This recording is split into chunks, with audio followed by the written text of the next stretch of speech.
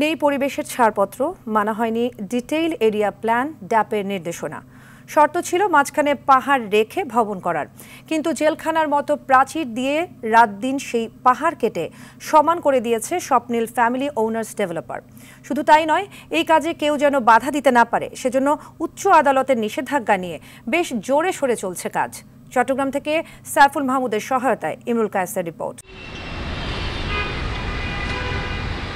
2020 সালে 28 লাখ টাকা জরিমানা করে পরিবেশ অধিদপ্তর। জানুয়ারিতে অভিযান চালিয়ে কাজ বন্ধ রাখে সিটি কর্পোরেশন। বেলা থেকে লিগ্যাল নোটিশ দিয়েছি, লিগ্যাল নোটিশ দেওয়ার পরে কিছুদিন কাজ বন্ধ ছিল, তারা হাইকোর্ট থেকে একটা স্টে অর্ডার এনে কাজ শুরু করে দিয়েছে। কাজ বন্ধ করা যাবে না এই মর্মে উচ্চ আদালতের আদেশের পক্ষে ধারা 27, 31 ও 42-এর আশ্রয় নেন বাদীপক্ষের উকিল। এবং এই ধারাগুলোতে শুধু একজন নাগরিকের সমানাধিকার বা আইনি সহযোগিতা পাওয়ার অধিকার বা সম্পত্তি ভোগ দখলের অধিকার পাওয়ার কথা বলা হয়েছে।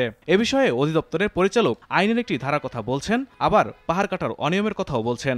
5000 বর্গমিটার না হলে এটা আসলে আমাদের ছাড়পত্রের আওতা বহির্ভূত, কিন্তু তা সত্ত্বেও আমাদের যে আইন আছে, আইন অনুযায়ী কেউ পাহাড় টিলা এগুলো কর্তন করতে পারবে না। 86 শর্তে 17 তলার 3টি টাওয়ার নির্মাণে চট্টগ্রাম উন্নয়ন কর্তৃপক্ষ অনুমোদন দিলেও নগর উন্নয়ন কমিটি সভায় অনুমোদন দেওয়া হয়নি। আমরা পরিবেশ ছাড়পত্র ছিল না, পরিবেশ ছাড়পত্র চাইছি এবং সেটাকে বলা হয়েছিল যে জমিটা যেভাবে আছে তার কন্ট্রোলটা সাবমিট করার জন্য, কিন্তু ওই ধরনের কোন শর্তগুলি তারা মানে নাই। এবং শর্ত না মানার কারণে আমরা যেটা লোকমুখে শুনতেছি যে সিডি ওই শর্তগুলি দিয়ে শর্ত সাপেক্ষ অনুমোদন দিয়েছে। তো শর্ত সাপেক্ষ অনুমোদন দিলেও তো শর্ত পালন করেনি তারা, তাহলে এনি টাইম সিডি এটা বাতিল করতে পারবে। তবে এটা নগর উন্নয়ন কমিটিতে এটা অনুমোদন হয় নাই। তখন আশিক ইমরান সাহেব মেম্বার ছিলেন, তিনিও এটা তীব্র বিরোধিতা করেছিলেন। তবে হাইকোর্টের স্টে অর্ডার থাকায় কিছু করা যাচ্ছে না বলছেন সিডিএর চেয়ারম্যান। কন্টিনিউয়াস এটা কাজ বন্ধ আমরা করতে পারবো না। ইনজাংশনে লেখা আছে যে কাজটা চলবে, কাজ বন্ধ করা যাবে না, তবে পাহাড় কাটা যাবে না। ভিন্ন কথা বলছেন সিডিএর প্রধান প্রকৌশলী। তো এটার এগেইনস্টে আমরা তো অলরেডি করে একটা আপিল করছি যে এটা শুনানি করার জন্য, এবং সে এখন দেখলাম যে সে ওই যে সিচুয়েশন আগস্ট সেপ্টেম্বরের দিকে, তখন তো অস্থির ছিল, পুলিশ ছিল না বা ইয়ে ছিল না, ওই সুযোগটা নিয়ে সে নিচে ফাউন্ডেশন শোর পাইলগুলো করছে পাহাড় প্রোটেক্ট করার জন্য। তবে আইন অমান্য করলেও কার্যকর কোনো পদক্ষেপ না নিয়ে চট্টগ্রাম উন্নয়ন কর্তৃপক্ষের উপর দায় চাপিয়েছে পরিবেশ অধিদপ্তর।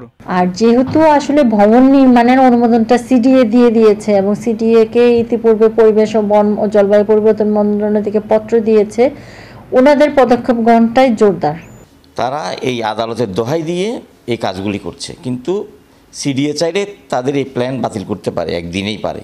সিডিএর করণীয় নিয়ে একই কথা বললেন প্রকৌশলী দেলোয়ার মজুমদার। সিডিএ যদি পুরো আন্তরিকভাবে এই মামলার বিরুদ্ধে না লড়ে তাহলে তো হবে না। জনগণের পক্ষে তো সিডিএ এই মামলাটা লড়তে হবে জনস্বার্থে। আর যদি না লড়ে তাহলে গভর্নমেন্টের নলেজে নেওয়া উচিত, গভর্নমেন্টের হস্তক্ষেপ করতে হবে। সিডিএর কোন লোক যদি যোগ সদস্যের কারণে এই মামলাটা প্রপারলি না নেওয়া হয় তাহলে সেটাও তাকে ব্যবস্থা করতে হবে। শর্তভঙ্গ ও পাহাড় কাটার বিষয়ে সিডিএর প্রধান প্রকৌশলী আরো বলেন, পাহাড় কাটার জন্য তার জরিমানা হবে এবং তার কাজ বন্ধ থাকবে, এটা হচ্ছে আমাদের সিদ্ধান্ত। এবং রিসেন্টলি আমরা অলরেডি তাকে আরেকটা নোটিশ করে, ফাইনাল নোটিশ করে আমরা কাজটা বন্ধ করে দেওয়ার জন্য আমরা ওখানে ম্যাজিস্ট্রেট নিয়োগ করব এবং তার কাজটা বন্ধ থাকবে। কারণ সে যেভাবে সে অনুমোদন নিয়েছিল ওই অনুমোদন অনুযায়ী সে পাহাড়ের লেভেলটা ঠিক রাখে নাই, পাহাড় কর্তন করেছে।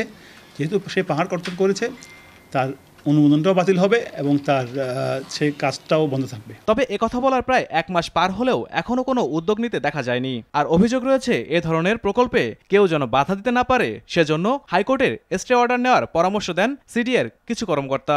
এখন সিডিও যদি ম্যানেজ হয়, পরিবেশ অধিদপ্তর ম্যানেজ হয়, সিটি কর্পোরেশন যদি নীরব ভূমিকা পালন করে, তাহলে অন্যায়কারী প্রশ্রয় পাবে, এ ধরনের পাহাড় কেটে ভবন আরও বাড়বে। ইমরুল কায়েস, RTV।